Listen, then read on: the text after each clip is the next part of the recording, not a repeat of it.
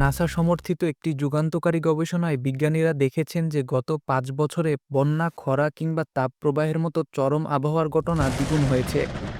আমরা সর্বত্রই দেখতে পাচ্ছি জলবায়ু ব্যবস্থা ক্রমশ নিয়ন্ত্রণের বাইরে চলে যাচ্ছে। মধ্যপ্রাচ্যের মরুভূমিতে বৃষ্টি হচ্ছে, প্রধান শহরগুলিতে আকস্মিক বন্যা রাস্তাঘাট গ্রাস করছে, ঘূর্ণিঝড় যেগুলো এক দশকে একবার আসতো এখন সেগুলো বার্ষিক, এবং বাংলাদেশে আমরা যে 6টি ঋতুর কথা গর্বের সাথে বলি তা এখন ভেঙে পড়েছে। শীতকালে ঠান্ডা নেই, মাঝে মাঝে এখানে বন্যা হয়। অন্য সময়ে যখন বৃষ্টি হওয়া উচিত তখন অপ্রত্যাশিত খরা বিরাজ করে। আবহাওয়ার এই আকস্মিক এবং বিশৃঙ্খল পরিবর্তনের কারণ কি? চলুন এই পরিবর্তনের পেছনের বিজ্ঞানগুলি বিশ্লেষণ করা যাক, এবং কেন বাংলাদেশের মতো দেশগুলো এই সংকটের সামনের সারিতে রয়েছে তা জানা যাক।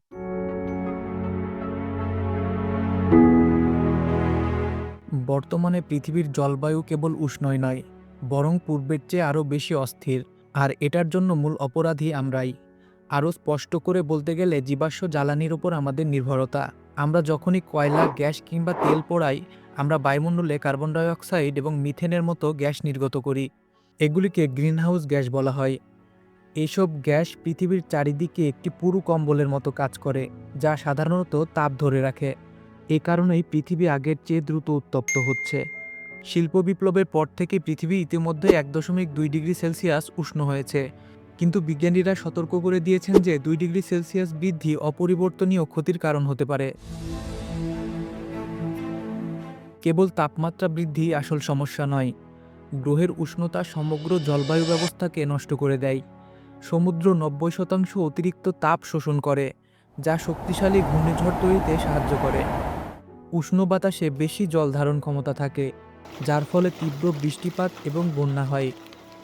হিমবাহ গলে সমুদ্রপৃষ্ঠের উচ্চতা বৃদ্ধি পায় এবং সমুদ্র স্রোত পরিবর্তিত হয়। এছাড়া জেট স্ট্রিম হল দ্রুত বায়ুস্রোত, যা আবহাওয়া ব্যবস্থাকে সঞ্চালিত করে। যখন উষ্ণায়নের কারণে এগুলো অস্থিতিশীল হয়ে পড়ে তখন তারা একটি অঞ্চলে তাপপ্রবাহ বা ঠান্ডা আটকে রাখতে পারে, যার ফলাফল হিসেবে আমরা দেখতে পাচ্ছি টেক্সাসে তুষারঝড়, সৌদি আরব এবং দুবাইতে বন্যা, কানাডা এবং মার্কিন যুক্তরাষ্ট্রে দাবানল বার্ষিক ঘটনা হয়ে দাঁড়িয়েছে। আর এখানে বাংলাদেশে একই বছরে খরা এবং বন্যা উভয়ই হচ্ছে। বাংলাদেশ বিশ্বব্যাপী গ্রিনহাউস গ্যাসের 0.5% এরও কম নির্গমন করে। তবুও আমরা জলবায়ু পরিবর্তনের দ্বারা সবচেয়ে বেশি ক্ষতিগ্রস্ত দেশগুলোর মধ্যে একটি। কারণ আমাদের ভৌগোলিক অবস্থান।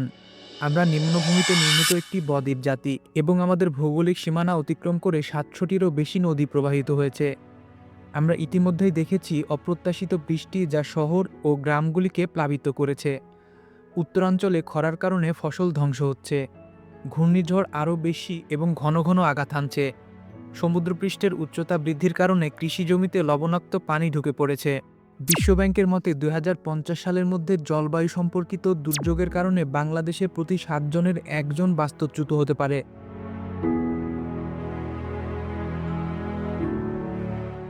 বর্তমানে জলবায়ু পরিস্থিতি একটি বিশ্বব্যাপী জরুরি অবস্থা, কিন্তু প্রশ্ন হলো আমরা কি এখনও এটি ঠিক করতে পারি?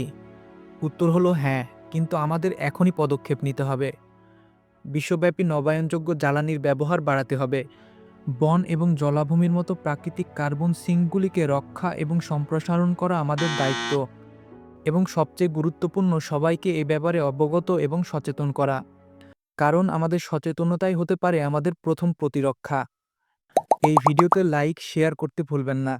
কারণ যত বেশি মানুষ সত্য বুঝতে পারবে তত দ্রুত আমরা এটি পরিবর্তন করতে পারব।